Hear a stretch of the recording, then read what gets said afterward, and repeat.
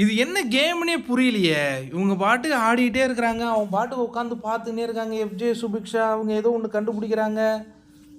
இவங்க திரும்பியும் பாட்டு போடுறாரு, ஆடுறாங்க.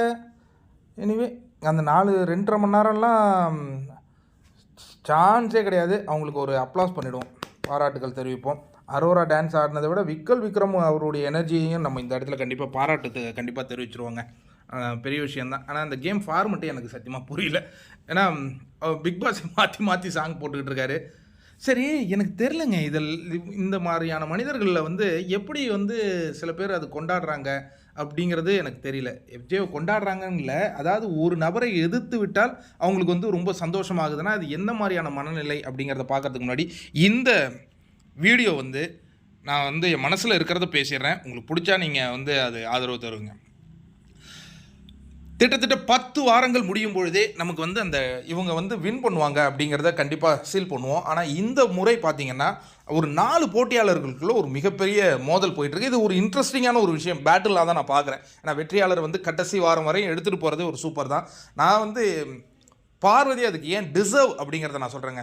நீங்கள் யோசிச்சு பார்த்தீங்கன்னா எல்லாருக்குமே அந்த விமர்சனத்தை தாங்கும் வலிமைங்கிறது இன்றைய காலகட்டத்தில் நம்ம ரொம்ப கம்மியாக தான் இருக்கும். நம்மளை பாராட்டி சொல்லும்போது நமக்கு அதை ஏற்றுக்கிற மனசு விமர்சனம் பண்ணும்போது யாரையா சொல்கிறது அப்படிங்கிற ஒரு மனநிலை வருது. அது எக்ஸாம்பிள் விஜய் சேதுபதியை சில பேரை ரோஸ்ட் பண்ணும்போது அவங்க மனம் உடைந்து அதே இடத்துல நின்ன காட்சிகள் பார்க்குறேன். எக்ஸாம்பிள் சபரியை சொல்லலாம். அந்த பார்வதி கூட அந்த பிரச்சனை வரும்போது ரொம்ப ஹாஷாக ஒரு அட்ரஸ் பண்ணுறாரு, குறும்படம்லாம் போட்டு காட்டுனான்னு. அதுக்கு பிறகு சபரியுடைய கேமே கொஞ்சம் அப்படியே டவுன் ஆன மாதிரி எனக்கு தெரியுது. அந்த கம்பேக் அவரால் கொடுக்கவே முடியல. கமருதீன்லாம் கம்பேக் கொடுக்குறாப்புல, இவங்க ரோஸ் பண்ணால் கூட பரவாயில்ல அப்படின்னு கொடுக்குறாரு. ஆனால் சபரிக்கிட்ட நான் அதை பார்க்கவே இல்லை. அதற்கு அடுத்ததாக நீங்கள் பார்த்தீங்கன்னா ஒரு வீக்கெண்டில் எஃப்ஜேவை ரோஸ் பண்ணுறாரு. அவருடைய பாடி லாங்குவேஜ் அதை அக்செப்ட் பண்ணவே மாட்டேங்குது. இவர் என்ன சொல்கிறது, நான் என்ன கேட்குறது அப்படிங்கும்போது பார்வதியும் ரோஸ்ட் பண்ணாரான்னா கிட்டத்தட்ட 10 வாரம் நடந்திருக்கு. ஒரு 7 வாரம் ரோஸ்ட் பண்ணியிருக்காருங்க. அவர் பாராட்டினாரா அப்படின்னா அது ரொம்ப கம்மி தான். ஆனால் ரோஸ்ட் ரொம்ப அதிகம். அப்படி இருக்கும்போது அந்த பெண் கம்பேக் கொடுக்குறாங்கல்ல. நீங்கள் பார்வதி முதல் வாரத்தில் இருந்தே அதே பார்வதி தான் 10வது வாரம் வரையும் வந்துகிட்டு இருக்காங்க. அவங்க மாற்றிக்கிறேன் அப்படிங்கும் பொழுது சில விஷயங்கள் அழகாக மாற்றுறாங்க. ஆனால் அவங்களுடைய கேம் இன்வால்மெண்ட் குறையவே இல்லை. கரெக்டாக? அப்போ ஹோஸ்ட் எது ரோஸ்ட் பண்ணாலும் நம்ம இந்த கேமில் இருக்கணும் அப்படின்னு அவங்க யோசிக்கிறாங்க.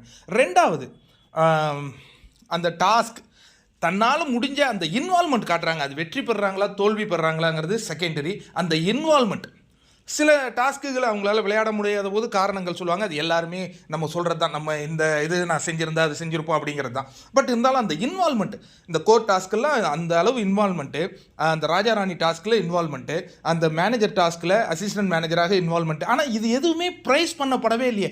இன்னொன்று அந்த வார்டன் டாஸ்க் என்ன மாதிரியான ஒரு இன்வால்மெண்ட், அதுவும் ப்ரைஸ் செய்யப்படவே இல்லை. அதற்கு அடுத்ததாக அந்த கோவை சர்லா கேரக்டர் ஒன்று பண்ணாங்களே, அது நல்ல இன்வால்மெண்ட். எனக்கு தெரிஞ்ச அவங்க ஒருத்தவங்க தான் அந்த ஸ்லாங்லேயே இருந்தாங்க. விக்ரம் இருந்தார், இவங்க நிறைய இருந்தாங்க. அதுவும் பெரிய அளவில் ஒரே வார்த்தையில் தான் முடிக்கிறார், நல்லா பண்ணீங்க அப்படிங்கிறத தவிர்த்து அந்த கேரக்டர் ஹோஸ்டால் அது அங்கீகரிக்கப்படலை. பட் இந்த பொண்ணு பாருங்கங்க, ஒரு 10 வாரத்தில் முதல் நாள்லேருந்து இந்த கேமுக்கு உயிரை கொடுத்து இந்த கேமுக்காக நம்ம இதை பண்ணிக்கிட்டே இருக்கணும் அப்படிங்கும்பொழுது எப்படி அதை நீங்கள் நெகட்டிவாக அவ்வளோ பண்ணியிருக்காங்க அப்படிங்கிற அந்த ஒரு கேள்வி மட்டும் எனக்கு இருக்குது. நெகட்டிவ்னா என்ன? யாருடைய குடும்பத்தையாவது கெடுத்தால் நெகட்டிவ். சில போட்டியாளர்கள் வீட்டை விட்டே வெளியேறும் நிலை வந்திருக்கு. அது வேணால் நீங்கள் நெகட்டிவ் சொல்லுங்கள், அது அந்த கண்டஸ்டன்ஸ்லாம் உங்களுக்கு தெரியும். ஆனால் இவங்க கேமை தானே ப்ராசஸ் பண்ணிகிட்டே போயிட்டே இருக்கிறாங்க. அப்படி இருக்கும்போது நெகட்டிவ் என்ன மாதிரியான நெகட்டிவ்னா, அந்த வார்த்தையை நம்ம சொல்ல முடியாத அளவுக்கு வெளியிலேருந்து ஒரு கேம் பண்ணுறாங்களா, அது ஏன் பண்ணுறாங்க அப்படிங்கிற அந்த கேள்வி மட்டும் எனக்கு விழுந்துக்கிட்டே இருக்குங்க. ரொம்ப கேவலமாக அதை ப்ரோபகண்டா பண்ணுறாங்க. இவங்க நெகட்டிவ் தான். அவங்க உள்ள கேம் தானே ஆடுறாங்க. அந்த கேமை நீங்கள் ரசிங்க. அது எதுக்கு தனி மனித தாக்குதல் கொடுக்குறீங்க? ஏன்னா நீங்கள் பார்வதியுடைய பழைய வீடியோவெல்லாம் எடுத்துகிட்டு போடுறாங்க.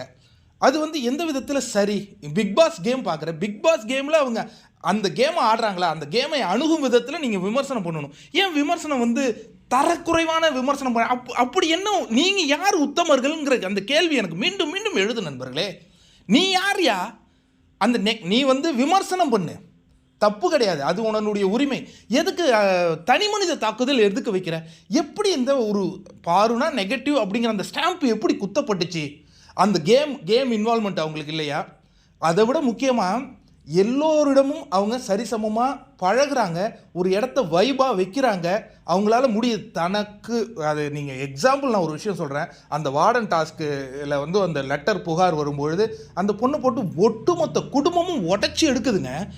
ஃப்ராக்ஷன் ஆஃப் செகண்டு திரும்பி வந்த அந்த மாம்பழம் பாட்டுக்கு டான்ஸ் ஆகிட்டு குழந்தைகளாக வாங்க சாப்பிட்லாம். இந்த கேரக்டர் டிரான்ஸ்ஃபர்மேஷன் யார் இந்த வீட்டில் கொடுத்தது? சில பேரை திட்டா ஒரு வாரம் உட்காந்துடுறீங்களே, அந்த கேள்வி இருக்குது. பிக் பாஸ்ங்கிறது ஒரு மிகப்பெரிய சேலஞ்சுங்க. உடலாலும் மனதாலும் உங்களுக்கு வந்து பல இம்சைகள் கொடுப்பாங்க. அதுலேருந்து நீங்கள் கம்பேக் கொடுக்கறதுங்கிறது எவ்வளோ பெரிய கலை, எவ்வளோ பெரிய மன தைரியம். ஏன் அந்த மன தைரியம் பேசப்படவில்லை அப்படிங்கிறது என்னுடைய கேள்வியாக இருக்குது. எதற்காக இரவு முழுவதும் போட்டு அந்த பெண்ணுக்கு நெகட்டிவிட்டி கொடுத்துக்கிட்டே இருக்கிறீங்க? உங்களால் ஒரு கண்டஸ்டன்ஸை கான்ஸ்டண்ட்டாக ஆதரிக்க முடியுதா? முடியல. இந்த வாரம் பார்வதியை ஒருத்தர் எதிர்த்து கேட்டுட்டா உடனே தலையில் வச்சு கொண்டாடுறதுக்கு ஒரு பெரிய குரூப் வருது. விக்ரம் வந்து மார்க் பண்ணால் உடனே பார்வதியை மார்க் பண்ணிட்டார், அவர் ஹீரோ. எஃப்ஜே போய் கேவலமான முறையில் மார்க் பண்ணால் எஃப்ஜே இது பண்ணிட்டார், அவர் ஹீரோ. சபரி தள்ளி விட்டு கண்ணே உடைச்சாலும் சபரி தள்ளி விட்டார், அவர் பெரிய ஹீரோ. இந்த மனநிலை எதை வெளிப்படுத்துதுங்கிறத முதல் நான் தெரிஞ்சுக்கணும். அப்போ என்ன ஒரு அஜந்தா செட் பண்ணி அப்போ ஒருத்தவங்க கேமில் இன்வால்மெண்ட்டாக ஆடுறாங்க அப்படின்னா அவங்களுக்கு நீங்கள் ஸ்டாம்ப் குத்துனது நெகட்டிவ்.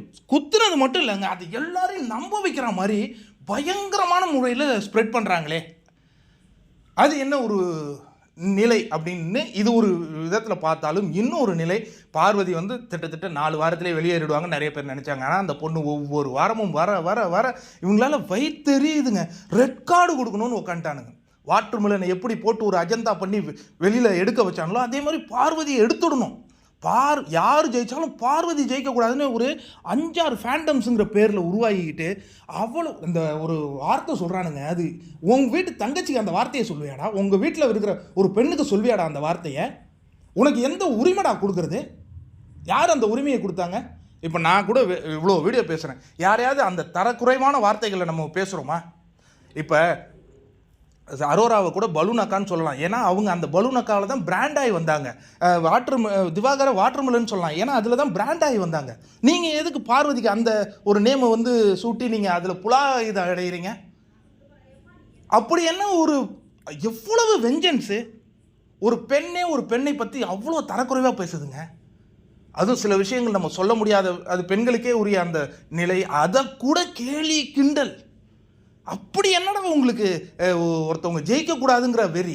அப்போ தான் எனக்கு தோணுது குட்டால்துங்கிற மாதிரியான இந்த மாதிரியான நேர்மையான சேனல்கள், சத்தியமாக சொல்கிறேன், என்னால் யாருக்கிட்டையும் ஒரு பைசா வாங்க மாட்டேங்க. எனக்கு வேண்டாம், ஆண்டவன் புண்ணியத்தில் எனக்கு இருக்குது. ஆனால் நெகட்டிவிட்டியை உடைக்கணுங்கிறது மட்டும் எனக்கு தோணிக்கிட்டே இருக்குங்க. அந்த QC டாஸ்க் அப்போ சொன்னார் விஜய் சேதுபதி, 2 மனிதர்களாக இந்த டாஸ்கையே கட்டி இழுத்துட்டு போனீங்கன்ட்டு. ஆனால் கிடைச்ச பேர் என்ன அவங்களுக்கு? அந்த வீட்டில் அவங்க அவ்வளோ அற்புதமாக டாஸ்க் ஆடினாங்கன்னு யாராவது நம்புகிறேன்? இன்னைக்கு கூடங்க பார்வதியை கேலி கிண்டல் பண்ணுறோம்னா ஒன்றா சேர்றானுங்க. சாண்ட்ராவை போய் இந்த ஒரு கேலி கிண்டல் உங்களால் பண்ண முடியாது, பயந்து உக்காந்துருக்கீங்க. என்ன இது வந்து இந்த நெகட்டிவ் ப்ரோபகண்டாவை உடைச்சாகணுங்க. எனக்கு அது பிடிக்கலை. அந்த பொண்ணு கேம் ஆடுது, அதற்கான ஒரு அங்கீகாரத்தையாவது கொடுங்க. கோப்பையை கொண்டு வந்து சேர்க்காத போகிறதுங்கிறது செகண்டரி. அங்கீகாரத்தை கூட கொடு.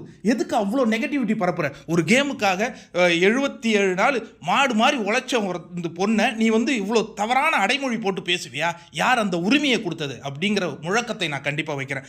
நானே சொல்கிறேங்க, நான் 8 சீசன் ரிவ்யூ பண்ணுறேன், 9 சீசனாக பார்த்துட்டு இருக்கேன். லைவ்லியாக இருக்கிற ஒரு கேரக்டர் வந்து எனக்கு பிரமிக்க வைக்குதுங்க. லைவ்லிங்க, எவ்வளவு பாடுபடுத்தினாலும் அதை உடனே மறந்துட்டு பேசுகிற அந்த கேரக்டர், அதையாவது நீங்கள் ப்ரைஸ் பண்ணிங்களையா? ஏயா இவ்வளவு கேவலமாயிட்டீங்களா? எனக்கு தெரிஞ்சு விமர்சனம் பண்ணுற அந்த பெரிய செலிபிரிட்டிலாம் கண்டிப்பாக பணத்துக்கு பற்றாக்குறையாக இருக்கிற ஆட்கள் இல்லை. அப்போது உன்னை விலை கொடுத்து வாங்க முடியுமா? ஏன்னா ரிவ்யூவே பண்ணலங்க அவங்க. ஒரு மணி நேரம் பேசுகிறாங்கன்னா 50 நிமிஷம் சொல்ல முடியாத வார்த்தைகள் தான் பேசுகிறாங்க. இது ரிவ்யூவா? தயவு செஞ்சு இதெல்லாம் நீங்கள் புரிஞ்சுக்கணும் நண்பர்களே.